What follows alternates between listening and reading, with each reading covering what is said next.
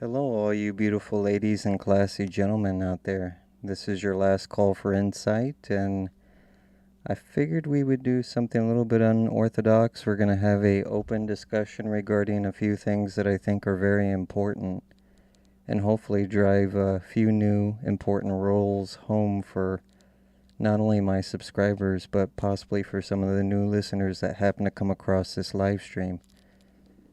There's actually been quite a few interesting discussions out in the community.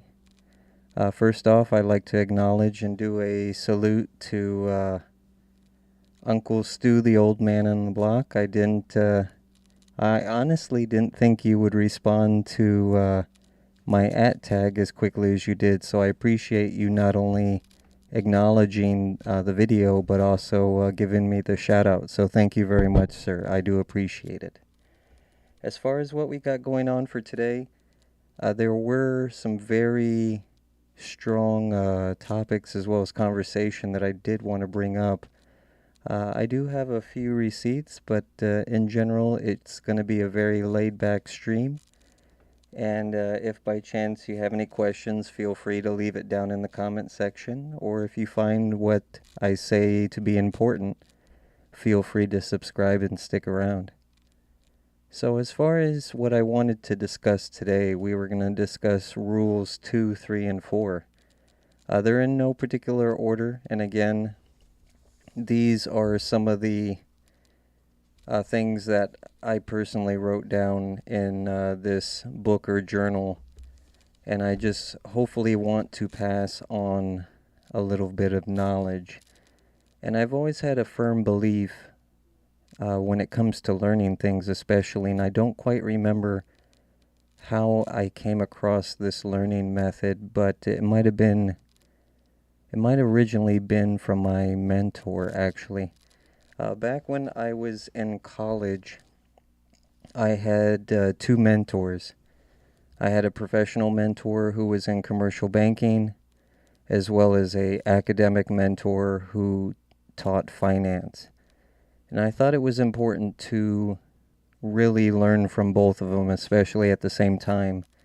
And the reason why I personally feel that way, especially depending upon if you're fortunate enough to find a mentor, even especially with someone who has the time as well as you being able to contribute to it. And I know there has been a very long discussion in regards to the YouTube community, or as it's commonly referred to, the YouTube streets, on how the relationship between a mentor and a mentee should really be like.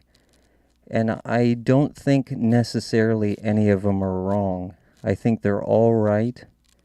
And to kind of really explain some of the things that were said, in some cases, one person had said that you should reimburse your mentor for their time, whether if it's through either direct tutelage or online through a class. In other cases, if it's a one-on-one mentor relationship, whether online or face-to-face, I like to think of a mentorship as being a handshake of sorts. And the reason why I think it's a handshake is because while you would expect the mentor to teach you some of the lessons or experiences that they've learned the hard way, I would think the individual as a mentee would also contribute something back to the mentor. And the reason why I explain it like this is there's a saying that goes, there's no such thing as a free lunch.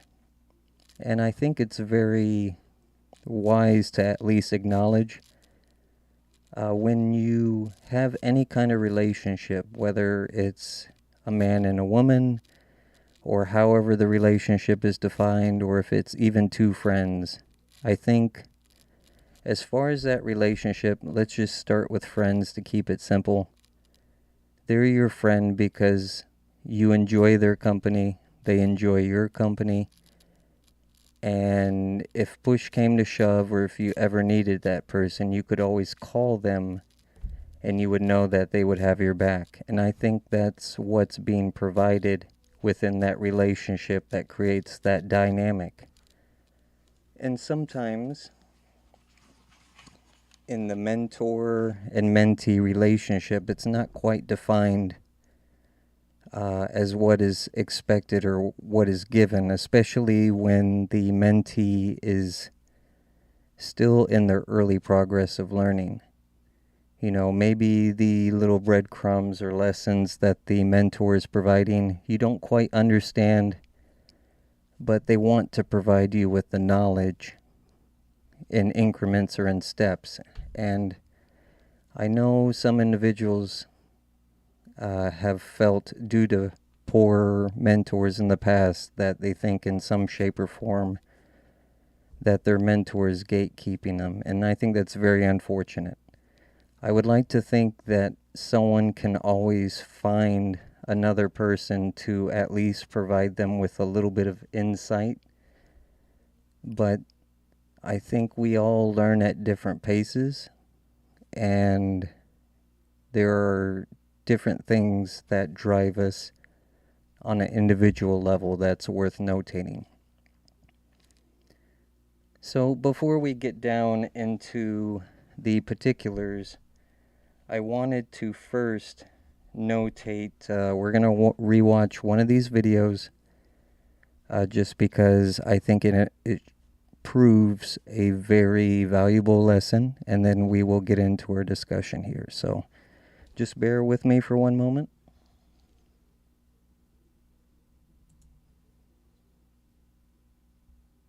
Learning how to walk away. Learning how to walk away can be extremely difficult. Hey everybody, this is your last call for insight, and today we're going to be discussing this very loaded short clip from Kevin Samuels. You better learn how to walk away and cut a chick off, because if you don't, you're going to be the fool. So let's take a look at this phrase real quick. Let's remove Kevin Samuels completely from this clip, as well as the word chick, and analyze what's being said. Learn how to walk away. Learning how to walk away is extremely difficult, especially if you have lots of time, emotion, and resources invested in whatever you're doing. Learning how to walk away is especially important because it not only saves you time, but also the potential for further heartache. It's not guaranteed, definitely not guaranteed, especially when you become very passionate about something. Let's say it's not even about relationships. Let's say it's work. Let's say it's your family. Let's say it's a close friend. Putting lots of your time into something, you begin to care, and that becomes one of the more difficult things about this particular phrase. Taking L's is at times extremely difficult to do, especially when you're young. And I'm not going to phrase this in a manner and say it would be a very ageist statement for me to say only young people have a difficult time. Even as you get older, especially when you've invested heavily amounts of time into something, it becomes extremely difficult to learn how to walk away. There was a really good talk that I had with the lead attorney in which we were talking about vetting individuals, and this is from a standpoint of leadership and mentoring. In regards to the monetization portion, that's not only a benefit to him for his time, but it's also a thing that we haven't brought up, is the proper vetting of people on whether or not you're going to pick them up as a mentor. Being someone in a leadership role, you have to be able to not only identify those who have talent, but also are hungry for the drive to actually do. Leaderships at times may give them small tests before even considering a mentorship. That's such a great point, because you can be a mentor to someone, say, oh, this person has potential, and just realize that they're just going to squander it. Some people squander potential. It happens every day. So what Last Call is saying is that, hey, if I'm going to give you time, is there a vetting process to make sure that you're going to value my time? So Last Call is exactly right. While this particular clip of Kevin Samuels is extremely difficult to digest for both men and women, I think it's especially important and greatly underrated, the aspect and lesson of the fine art of learning to walk away. I've taken many L's in life. Some of them I don't care to share even with my closest friends. And there becomes a time in life when each of us becomes vulnerable. It's not something that can be specifically taught. It's hard to teach the definition of regret, the definition of disappointment, the definition of sadness. While at times we can empathize and sympathize with other people, and at times if we were in that specific situation we may have acted the same or differently, still understanding how to gracefully take an L when things aren't working out is definitely something that everybody should at least attempt to learn. I know this video is a different speed than the normal videos that I make, but I think that this specific clip carries more magnitude and importance than I think the majority of people care to really assess towards it.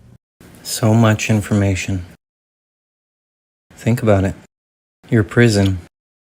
It's all up here. I see you. The choice is yours. Take a moment. Let it digest. And remember, you're always welcome here, but we sure as hell aren't for everyone.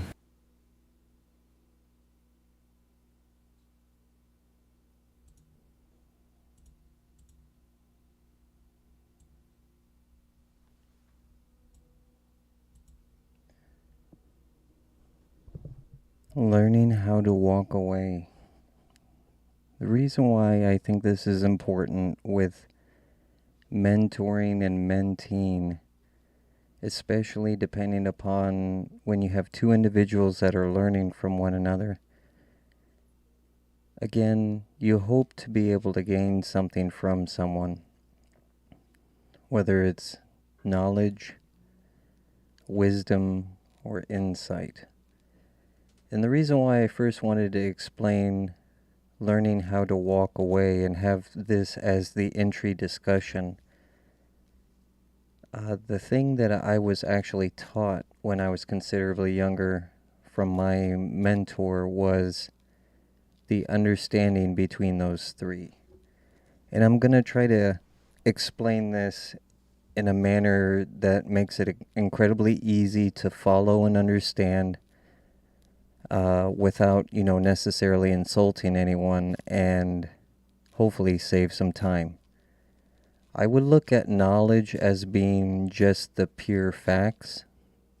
So let's just say whatever anyone consume is true, is knowledge. So if we were just to say, if we mix, I don't know, what's something simple, something extremely simple.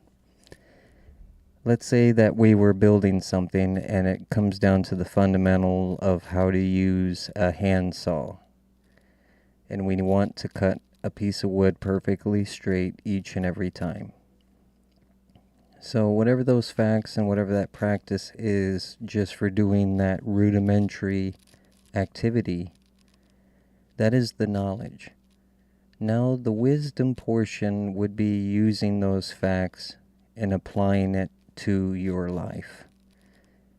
So say for example, if you're doing a remodel or fixing your house and you use those facts to improve your quality of life, you're able to draw from that knowledge or those experiences. That way it can be improved. That way you can actually enjoy what you're doing, or it improves your quality of life. Now for the insight portion, how I would personally describe it is when you start to adapt knowledge into areas to where either one wouldn't expect to use it. And this can be a very challenging thing to try to do, but it can also be very simple. And I like to look or call this or key this term as being kind of the MacGyver theory. MacGyver was an old school TV show from the before time, long, long ago, of a very smart man who knew all sorts of things. And basically what his shtick or what he could do is he basically had a very unorthodox way of thinking to where he knew all this different types of knowledge and he could use it to basically get himself out of really dangerous situations, and it made it really interesting. So say for example, if he had a pen in his pocket, he knew that the pen consisted of the plastic outside, it had the ink tip on the inside, maybe a spring, a button, and maybe a few other components. He would disassemble it and he could pick, a door lock using that or anything else. Using these different types of facts that we know of to apply it in a manner that's useful is kind of a method of how I would describe insight. Now, when trying, excuse me, almost hit my mic here. When trying to find a mentor, I think it's extremely important to find someone that is kind of either on a similar wavelength or has a similar experience.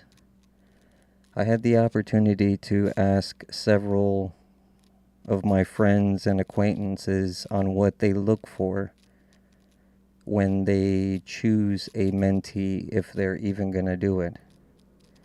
Surprisingly, the ones that were ex-military said they would look for individuals that had military experience just because they could draw from those same experiences. But I asked them, if you were to try to train someone or teach someone that wasn't in the military, how would you go about doing it? And the first thing that they said would be to try to teach him or her structure. And I think that's kind of the segue of the next topic that I want to discuss, is when older men or older women try to teach someone that's younger, what are some of the most difficult things to have to teach those people? So again, when an older person tries to teach a younger person, what is the greatest challenge that they have? The biggest thing that came up when we're having this conversation, they said, was trying to get them to understand the importance of time, the importance of health,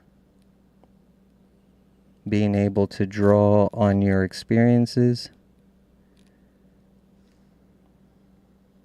and the importance of your network. So, rule number 2. The most valuable assets in your life are time and health. Once lost, you cannot get them back.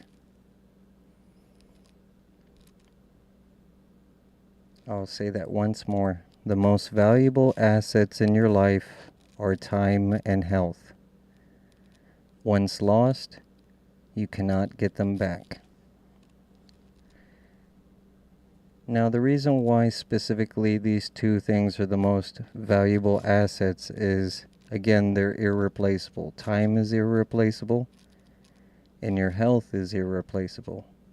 Yes, you may recover from some sort of critical health issue or critical health occurrence, but it's very similar to if you have a normal routine. Let's say you get hurt. As you get older, the amount of time that's required for you to recover back to 100% actually takes more time. And of course, with age, you have joint pain, and there's no guarantee that you may actually recover to 100% at all. When trying to teach these specific key points to someone that's younger, especially, let's say if it was someone in between 30 and 50 trying to teach someone that was in their teens, maybe early 20s, one of the things that I found surprising when speaking with youth was obviously for some of them they had never traveled outside of their city. And I think that's one of the things for mentors that is very shocking for them, and there's nothing wrong with it. One of the things I often recommend people to do is get out of your normal area. Even though the world seems very small now with internet, phones, and the different types of technology that we have now, it's actually a very large place. And I think one of the things that helps you appreciate not only what we have here in America, but just in general, the more opportunity that you get to see different aspects going on in different places of the world, definitely opens up your perspective of not only appreciation for your own culture, but appreciation for others. Shout out to Zoom to Thailand, by the way. I've been meaning to do a reaction to several of their videos. I just haven't gotten around to it, unfortunately, but it's definitely on my to-do list. What I would like to basically, it's not even preach, but if you have the opportunity to travel somewhere, especially when you're younger, I would highly recommend that you do it. One of the things that I notice as you get older, you have more responsibilities, where the responsibilities begin to pile on top of each other, whether it's a career or job. Maybe you find the one and you want to start a family. You're thinking about kids, or suddenly you have kids. The more responsibilities you have, the more difficult it becomes for the average person to go traveling. So that would be one of the biggest things that I would recommend if you have the opportunity to do, that you definitely try to go someplace new.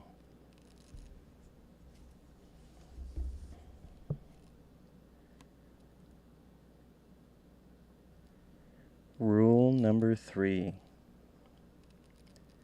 As you grow older, you'll notice a positive attitude and a solid work ethic will carry you farther ahead of other people. It's okay to make mistakes. Just try not to make the same mistakes twice. Many people don't commit, get frustrated, or give up. Grit and perseverance will carry you ahead of your competition. Now, one thing that I remember during a conversation, I believe it was on Uncle Stu, the Old Man on the Block YouTube channel. They were having a discussion in between mentoring old school versus new school. And I think in between those two, or within that conversation, especially depending upon how someone older approaches you, I can understand how some people can be very turned off depending upon the perspective if they come up or come off very preachy. But at the same time, you have to understand that the person that you're learning from definitely has things that they hold very dear to themselves as well. So while the religious portion may not be something specifically that, or maybe you feel kind of turned off by, but if you want to learn from this person, you should at least acknowledge the positive impact that it may have caused or may have had on the person that you want to learn from. I think when I was specifically younger, possibly the approach or the communication between me and a older person, when I had an opportunity to do a mentorship, there was kind of this barrier between me and my first mentor, and I feel really bad because it was definitely a missed opportunity. And again, going back to the lesson or what I had noted in regards to the importance and understanding the value of your network. I like to think when you meet people, whether it's business partners, acquaintances, It's kind of like growing basically a flower, growing plants. Relationships don't necessarily bloom in a day, but with time, with conversation, you're basically fostering that relationship. The closer that you get to knowing that person, what they appreciate, what they like and don't like, it's very similar to that of a relationship. And I think especially when we're at work, and when I say we, I'm going to use this very loosely, but obviously I'm a guy, I'm a man. I think with understanding what defines me at my job can definitely, it not only helps me manage the process that I go through in my day, but one thing that we kind of overlook is we're at work about, for most of us, in between 8 and 12 hours a day. So the relationships at work can occasionally become even stronger than that of, let's say, someone that you're casually dating.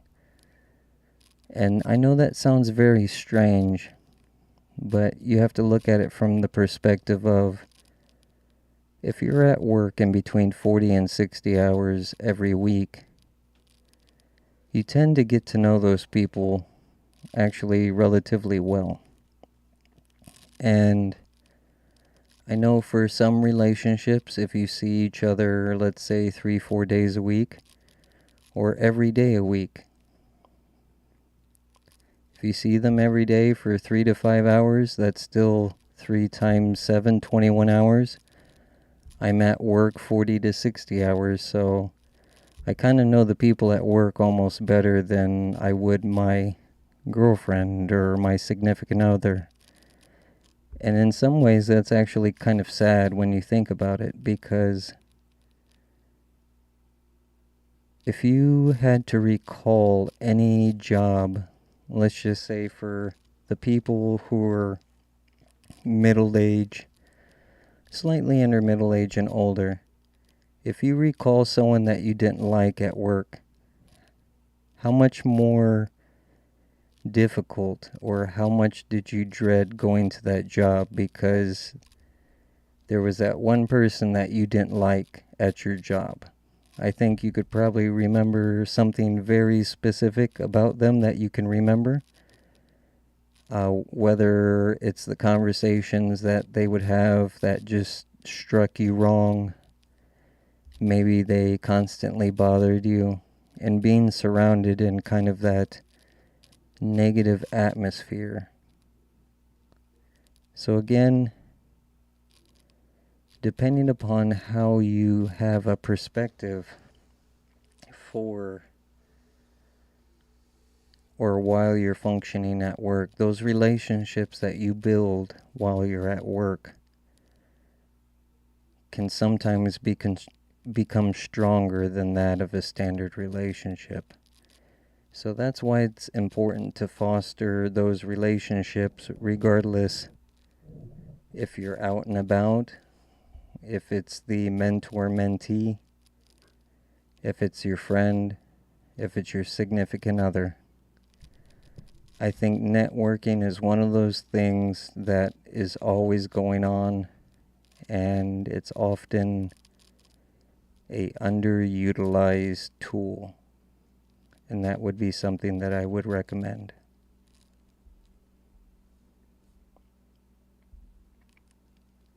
With that being said, if you have any questions, feel free to leave it down in the comment section below.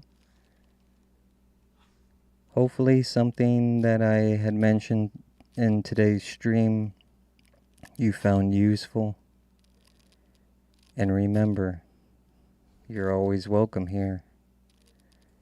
But we sure as hell aren't for everyone. Have a wonderful evening.